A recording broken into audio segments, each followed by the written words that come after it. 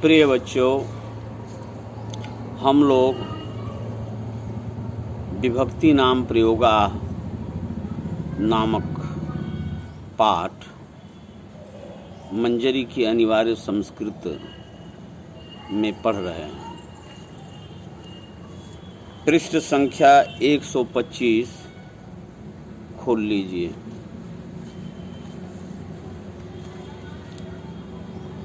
बल्कि वीडियो 8 बजे ऑन करने की पहले ही पुस्तक मंजरी को खोलकर बैठे रहिए और हाथ में पेन हो और कॉपी हो, ताकि आवश्यक बातें, शब्दों का अर्थ और विभक्तियाँ बताई जाएं तो उन्हें आप लोग तेज़ी से लिखते चलें।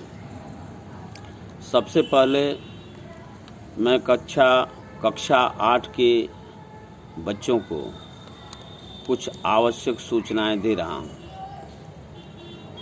पहली सूचना यह है कि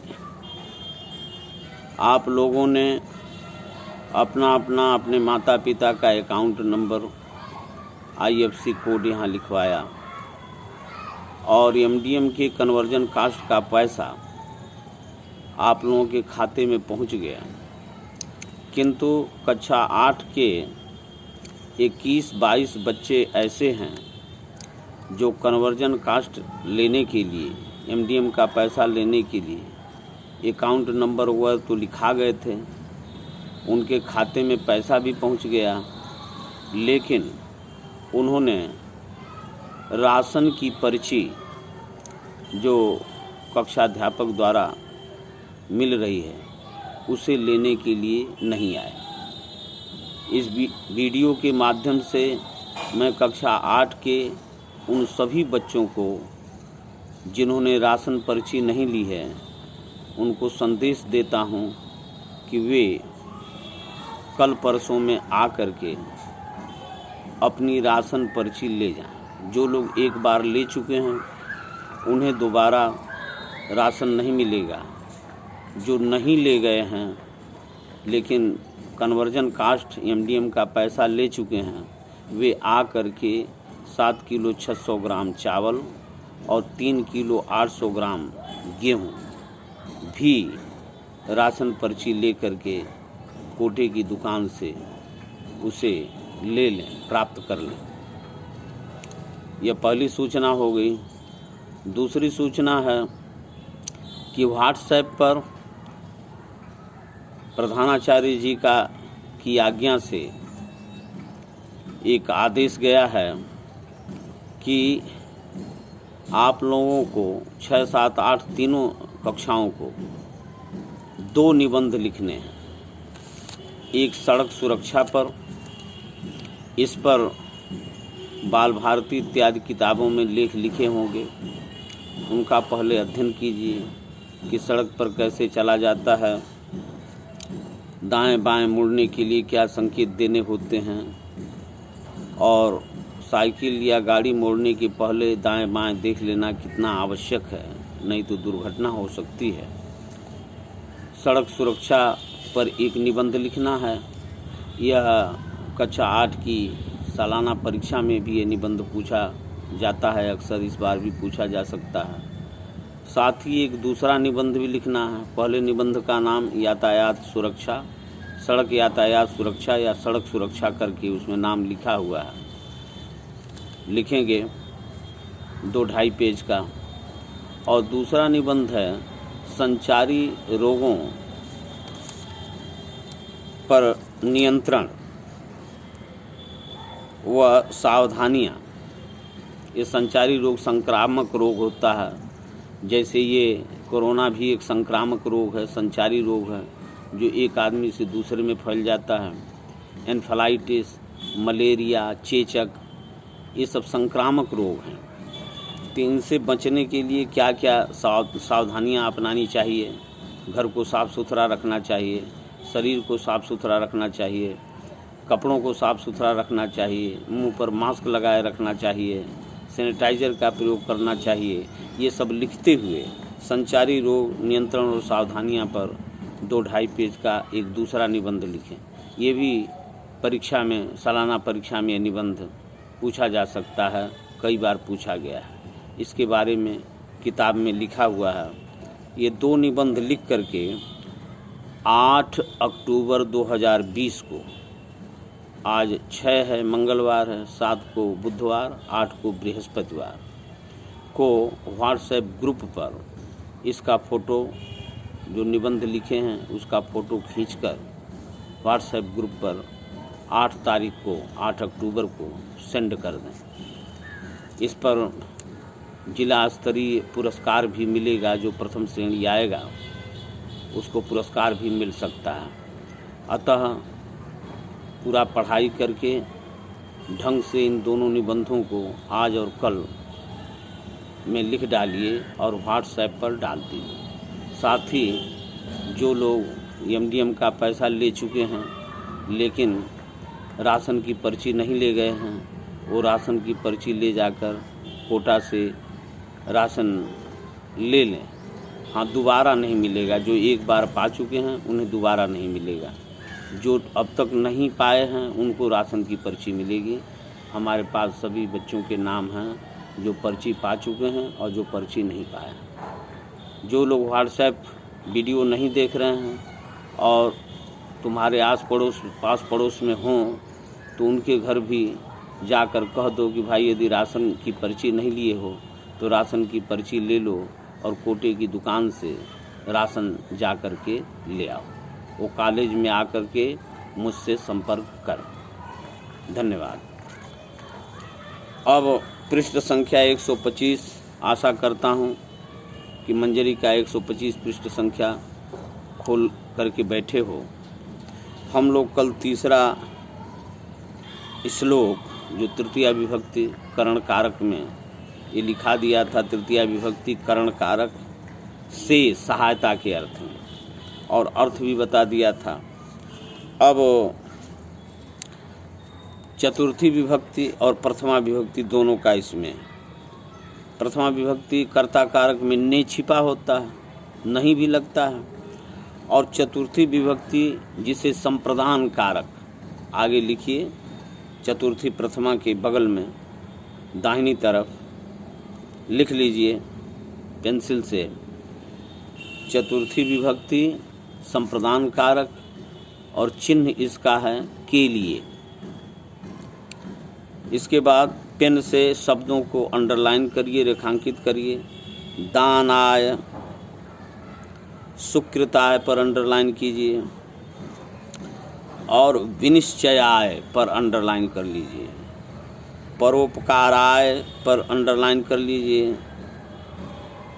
तो दानाय, सुकृताय, विनिश्चयाय, परोपकाराय, इन जिन जिन शब्दों को रेखांकित किया है इसमें चतुर्थी विभक्ति का प्रयोग किया गया है और इस शब्द के अर्थ के साथ के लिए जुड़ जाएगा। जैसे दानाय का अर्थ है दान के लिए, विनिश्चयाय का अर्थ है विनिश्चय के लिए, निश्चय के लिए, और सुकृताय का अर्थ है सुकृति के लिए, सुकर्म के लिए, और परोपकाराय का अर्थ है परोपकार के लिए। और ये जो लक्ष्मी है इसमें प्रथमा विभक्ति है, विद्या में प्रथमा विभक्ति है, चिंता में प्रथमा विभक्ति है और वचांसी में प्रथमा विभक्ति है। अब इसका अर्थ देखिए। दान आए लक्ष्मी, दान के लिए लक्ष्मी, सुकर्म के लिए, अच्छे काम के लिए विद्या, और परम ब्रह्म, परब्रह्म परमात्मा का निश्चय करने के लिए चिंता, इन विचार विमर्श चिंतन करना, और परोपकार के लिए वाणी, वचांश, यस्य जिसके है, वंद्य, वंद्य, वंद्य त्रिलोकी, वंद्य त्रिलोकी तिलकः स एव, स माने वह, एव माने ही, वह ही तीन लोकों में, त्रिलोकी तीनों लोकों में तिलक के समान, माथे के तिलक के समान वंदनीय है। फिर से देखिए दान के लिए लक्ष्मी, सुकृताय अच्छे कर्म के लिए विद्या, और पर ब्रह्म परमात्मा के निश्चय के लिए चिंता कि वह है कि नहीं है, उसके लिए चिंता करना, चिंतन करना, और परोपकार दूसरों की भलाई करने के लिए वचांश वाणी, जिसकी है, जिसके पास है बंद्य त्रिलोकी तिलक स एव, वह ही स एव, स माने वह, एव माने ही, वह ही तीनों लोकों में तिलक स्वरूप वंदनीय है। पंचमी विभक्ति प्रथमा दाहिनी तरफ लिखिए अपादान कारक। पंचमी विभक्ति अपादान कारक, चिन्ह से, कोष्टक में लिख दीजिए अलगाव के अर्थ में। तृतीया में लिखा था आपने करण कारक सहायता के, से सहायता के अर्थ में। पंचमी में लिख दिए से, लिख दीजिए अलगाव के अर्थ में। अब कलम से रेखांकित कीजिए, अंडरलाइन कीजिए। विषाद अपि अमृतम, 3 शब्द हैं, विषाद धन अपि धन अमृतम, ग्राह्यम, विषात धन अपि, विषात, जैसे बालकात, रामात, राम का रूप देखिए, पंचमी में रामात लिखा होगा, उसी तरह विषात त हलंत कीजिए, यानी विष से भी अमृत ग्राह्य है, ग्रहण करने योग्य है। अमेध्यात अपि कांचनम, अमेध्यात, इसको अंडरलाइन कीजिए, में पंचमी विभक्ति है। अमेध्यात का अर्थ होता अपवित्र स्थान से, अर्थात गंदे स्थान से। अमेध्यात माने गंदे स्थान से, अपि माने भी, कांचनम माने सोना। तो विषात अंडरलाइन कीजिए, पंचमी विभक्ति जहर से, विष से, अमृत ग्रहण करने योग्य है, और गंदे स्थान से, अपवित्र स्थान से सोना ग्रहण करने योग्य है, ग्राह्यम, ग्रहण करने योग्य है। लिखते जाओ। नीचात अपि उत्तमा विद्या, और नीच से भी विद्या प्राप्त कर लेना उत्तम है। कोई नीच व्यक्ति है, लेकिन यदि वह किसी विद्या को जानता है, श्रेष्ठ विद्या को, उससे मानव समाज का भला हो सकता है, और वह विद्या नीच के पास है, तो नीच से भी उत्तम विद्या ग्राह्यम, ग्रहण कर लेना चाहिए। स्त्री रत्नम दुष्कुलात, इसको भी नीचात में अंडरलाइन कर लीजिए, पंचमी विभक्ति लगा है। और दुष्कुलात अपि, दुष्कुलादपि लिखा है, लेकिन संधि विच्छेद करेंगे तो हो जाएगा दुष्कुलात त हलंत धन अपि माने भी। और दुष्कुल से भी, यानी बुरे खानदान से भी अच्छी स्त्री रत्न मिल जाए तो उसे ग्रहण कर लेना चाहिए। हमें स्त्री से मतलब है, उसके सद्गुणों से मतलब है, वो किस बुरे खानदान में पैदा हुई है, इससे मतलब नहीं रखना चाहिए। तो विषात, अमेध्यात, नीचात और दुष्कुलात, दुष्कुल से, इन चारों शब्दों में पंचमी विभक्ति अपादान कारक का प्रयोग है। और अर्थ बताते समय विष से माने अमृत, अलग करने के भाव है कि विष में भी यदि अमृत मिला हो तो उसे ग्रहण कर लेना चाहिए, और गंदगी में भी सोना पड़ा हो तो उसे ग्रहण कर लेना चाहिए। किसी नीच व्यक्ति के पास भी कोई उत्तम विद्या हो तो उसे ग्रहण कर लेनी चाहिए। अब कोई बुरे खानदान में, बुरे लोगों के खानदान में कोई स्त्री रत्न हो, सुंदर स्वभाव सद्गुणों वाली स्त्री रत्न हो, तो उस रत्न को, उस हीरे को हमें ग्रहण कर लेना चाहिए। अब षष्ठी विभक्ति प्रथमा संबंध कारक, आगे लिखिए संबंध कारक। ये जो वीडियो सुन रहे हो, यदि एक बार में न समझ में आया तो शाम के समय फुर्सत में दोबारा इसे खोलकर सुनो, और पुस्तक सामने रखकर मंजरी उसका अर्थ बार बार समझने का प्रयास करो, तब कई बार के प्रयास से ये चीज़ें समझ में आ जाएंगी। इन विभक्तियों का प्रयोग कोई भी संस्कृत वाक्य अनुवाद लिखने में या कोई भी संस्कृत की पुस्तक पढ़ने में विभक्तियों का प्रयोग ही हर शब्द में होता है।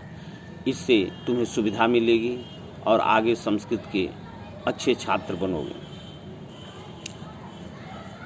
अब ये 2 श्लोक मैं कल षष्ठी विभक्ति और सप्तमी विभक्ति कल इस पर विचार करूंगा और अर्थ बताऊंगा।